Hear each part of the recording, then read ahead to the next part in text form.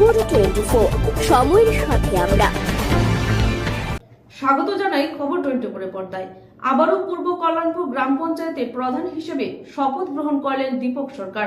সাধারণ মানুষের দাবিকে প্রাধান্য দিয়ে উন্নয়নকে এগিয়ে নিয়ে যাওয়ার জন্য কাজ করবে পঞ্চায়েত। শপথ গ্রহণের দিনে এমনটাই আশ্বাস নির্বাচিত প্রধান সহ জনপ্রতিনিধিদের। পূর্ব নির্ধারিত সিদ্ধান্ত অনুযায়ী পূর্ব কল্যাণপুর গ্রাম পঞ্চায়েতের নবনির্বাচিত সদস্যদের আজ শপথ গ্রহণ পর্ব সম্পন্ন হয়। এখানে উল্লেখ করা প্রয়োজন, দ্বিতীয়বারের মতো সংশ্লিষ্ট পঞ্চায়েতের প্রধান হিসেবে শপথ নেন দীপক সরকার।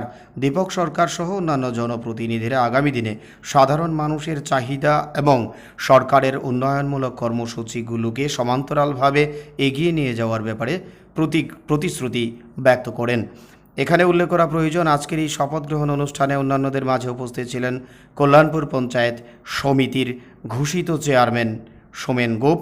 এছাড়াও উপস্থিত ছিলেন কল্যাণপুর ব্লকের বিডিও হেমেন্দু বিকাশ পাল সহ বিভিন্ন স্তরের সাধারণ নাগরিকেরা। এদিনের এই শপথ গ্রহণ অনুষ্ঠানে উপস্থিত সকলের মধ্যে দারুণ উৎসাহপূর্ণ পরিমণ্ডল পরিলক্ষিত হয়।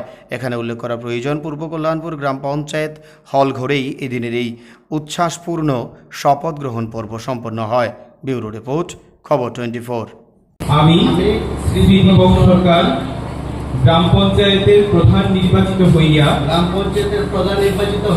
ভগবানের নামে শপথ করিতেছি যে আমি আইনত প্রতিষ্ঠিত ভারতীয় সংবিধানের প্রতি স্থির আনুগত্য ও বিশ্বাস রাখিয়া ভারতের সার্বভৌমত্ব রক্ষা করিব এবং বিশ্বস্ততার সহিত আমার কর্তব্য পালন করিব। আপনারা জানেন, বিগত কিছুদিন আগে আমাদের এখানে একটা বন্যা হয়ে গিয়েছে। শুধু আমাদের এখানে নয়, সারা ত্রিপুরা রাজ্যে সেটা হয়েছে। আমাদের 8টি জেলাকে সেখানে প্লাবিত করেছে। তার মধ্যে আমাদের খোয়াই জেলা অনেকটাই আমরা বন্যায় সেখানে ক্ষতিগ্রস্ত হয়েছি। আমাদের কল্যাণপুর ব্লকের অন্তর্গত প্রায় 16টি আমাদের সেখানে শরণার্থী শিবির খুলতে হয়েছে। তো প্রত্যেকটা পঞ্চায়েতই তার এফেক্ট পড়েছে, যার জন্য এবারকার যে শপথ গ্রহণ অনুষ্ঠান সেটা আমাদের 23 তারিখ থেকে শুরু হওয়ার কথা ছিল, সেটা পিছিয়ে গতকাল থেকে শুরু হয়েছে। আজকে এবং কালকে আমাদের পঞ্চায়েত লেভেলে সেটা শেষ হবে। 30 তারিখ আমাদের আরডি ব্লকে আমাদের পঞ্চায়েত সমিতির শপথ গ্রহণ অনুষ্ঠান হবে। তো এবারকার যে শপথ গ্রহণ অনুষ্ঠান আমরা বন্যার কারণে এতটা ভালোভাবে করতে পারিনি। আমরা সাংস্কৃতিক অনুষ্ঠানও রাখিনি, অত্যন্ত সংক্ষিপ্ত পরিসরে সেটাকে শেষ করার জন্য আমরা সিদ্ধান্ত নিয়েছি। কারণ প্রত্যেকটা পরিবার সেখানে বন্যায় ক্ষতিগ্রস্ত হয়েছে।